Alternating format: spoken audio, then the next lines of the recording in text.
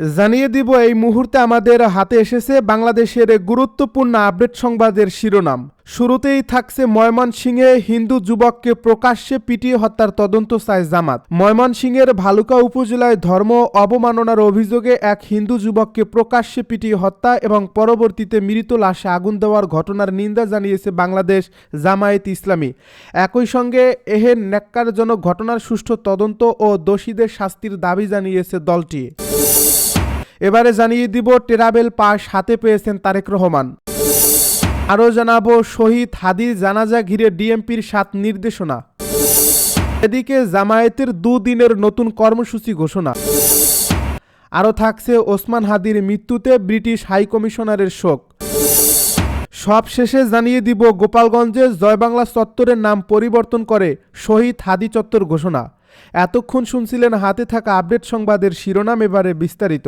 তবে তার আগে অনুরোধ রইল ভিডিওটিতে একটি লাইক এবং কমেন্ট করে জানিয়ে দিন ভিডিও সম্পর্কে আপনার মূল্যবান মতামত। আরও জানিয়ে দিন ভিডিওটি কোথা থেকে দেখছেন বা কোন জেলা থেকে দেখছেন। ময়মনসিংহে হিন্দু যুবককে প্রকাশ্যে পিটিয়ে হত্যার তদন্ত চায় জামাত। ময়মনসিংহের ভালুকা উপজেলায় ধর্ম অবমাননার অভিযোগে এক হিন্দু যুবককে পিটিয়ে হত্যা এবং পরবর্তীতে মৃত লাশে আগুন দেওয়ার ঘটনার নিন্দা জানিয়েছে বাংলাদেশ জামায়াত ইসলামী। একই সঙ্গে এহেন ন্যাক্কারজনক ঘটনার সুষ্ঠু তদন্ত ও দোষীদের শাস্তির দাবি জানিয়েছে দলটি। শুক্রবার এ সংক্রান্ত বিবৃতি দিয়েছেন জামায়াত ইসলামীর সেক্রেটারি জেনারেল সাবেক এমপি মিয়া গোলাম পরোয়ার। এতে বলা হয়, ময়মনসিংহের ভালুকা উপজেলায় ইসলাম ধর্ম অবমাননা এবং আল্লাহর সর্বশ্রেষ্ঠ ও সর্বশেষ নবী মানবতার বন্ধু হযরত মুহাম্মদকে নিয়ে কটূক্তি করার অভিযোগে দীপু চন্দ্র দাস নামে এক হিন্দু যুবককে পিটিয়ে হত্যা এবং পরবর্তীতে মৃত লাশে আগুন দেওয়ার ঘটনার নিন্দা জানাচ্ছি। এই হত্যাকাণ্ড কোনোভাবেই বাংলাদেশের প্রচলিত আইন দ্বারা সমর্থিত নয়। এ বিবৃতিতে বলা হয়, ইসলাম কখনোই বিচার বহির্ভূত হত্যা, গণপিটুনি কিংবা সহিংসতার অনুমোদন দেয় না।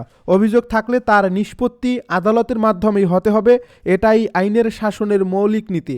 এ বিবৃতিতে আরও বলা হয়, এই ঘটনার সুষ্ঠু ও নিরপেক্ষ তদন্তপূর্বক দোষীদের আইনের আওতায় এনে শাস্তি প্রদানের জন্য সরকারের প্রতি আহ্বান জানাচ্ছি।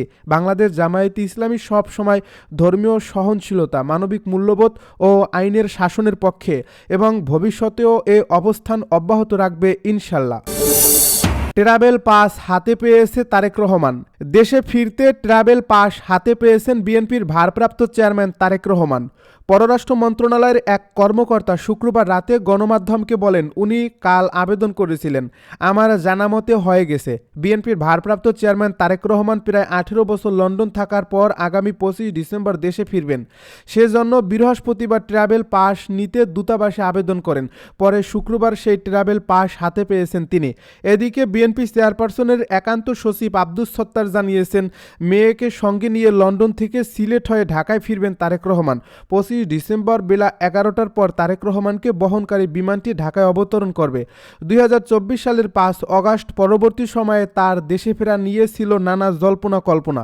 23 নভেম্বর তার মা এবং বিএনপি চেয়ারপারসন বেগম খালেদা জিয়া অসুস্থ হওয়ার পর দেশে ফেরার বিষয়টি একক সিদ্ধান্ত নয় বলেও বার্তা দেন তিনি। তবে 12 ডিসেম্বর বিএনপির পক্ষ থেকে আনুষ্ঠানিকভাবে জানানো হয়, আগামী 25 ডিসেম্বর দেশে ফিরছেন তারেক রহমান। এরই মধ্যে দলের ভারপ্রাপ্ত চেয়ারম্যানের দেশে ফেরাকে কেন্দ্র করে গঠন করা হয়েছে অভ্যর্থনা কমিটিও। ওই কমিটি বৈঠক করে বিমানবন্দর কর্তৃপক্ষের সঙ্গে। পরে জানানো হয়, বিমানবন্দর থেকে এভার কেয়ার হাসপাতালে যাবেন তারেক রহমান। সালাউদ্দিন আহমেদ আরও জানান, শৃঙ্খলা বজায় রাখার পাশাপাশি অভ্যর্থনার জায়গা নিয়েও চলছে যাচাই বাছাই। সমাবেশ প্রসঙ্গে জানতে চাইলে দলের সিনিয়র যুগ্ম মহাসচিব রুহুল কবির রিজভী বলেন, ঐতিহাসিক জনসমাগমের জন্য প্রস্তুতি চলছে। তার স্বদেশ প্রত্যাবর্তন ঘিরে কমিটির সদস্যরা নিরলসভাবে কাজ করছেন। শহীদ হাদির জানাজা ঘিরে ডিএমপির 7 নির্দেশনা।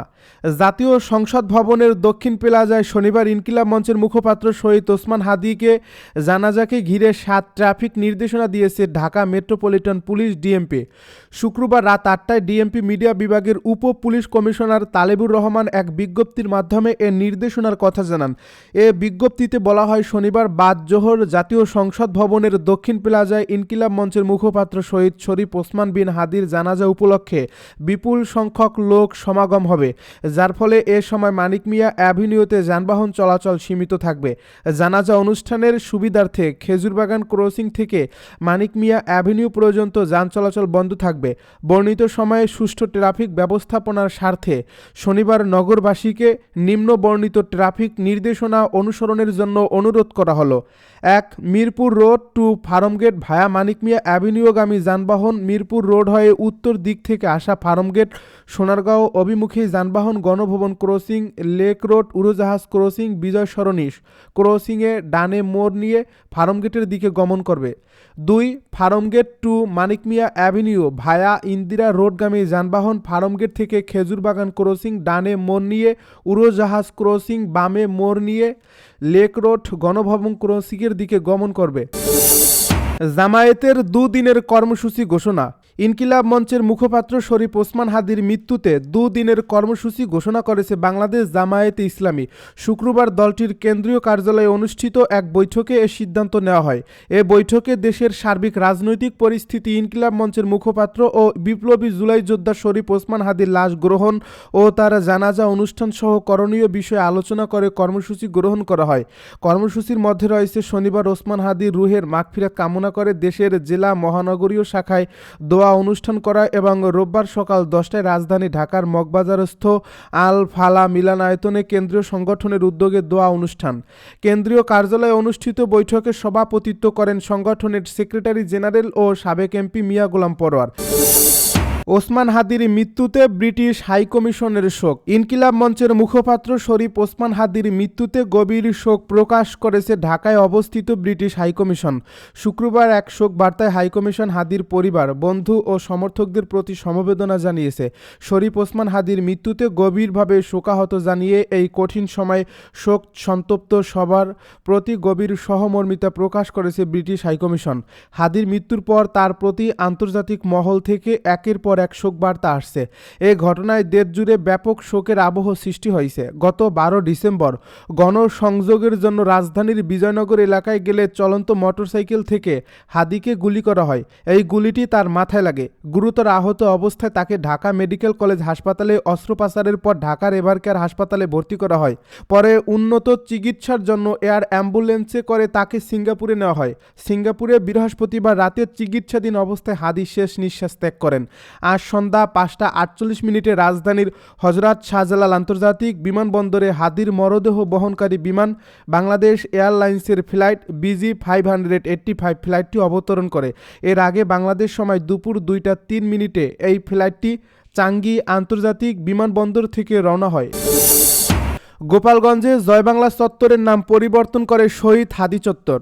ইনকিলাব মঞ্চের মুখপাত্র শরীফ ওসমান হাদির মৃত্যুতে গোপালগঞ্জ বিজ্ঞান ও প্রযুক্তি বিশ্ববিদ্যালয়ের জয়বাংলা চত্বরের নাম পরিবর্তন করে শহীদ হাদি চত্বর নাম রেখেছেন শিক্ষার্থীরা।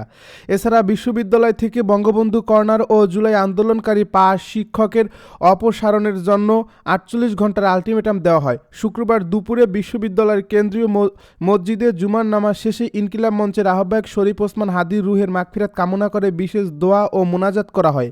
পরে সেখান থেকে একটি বিক্ষোভ মিছিল বের করেন শিক্ষার্থীরা।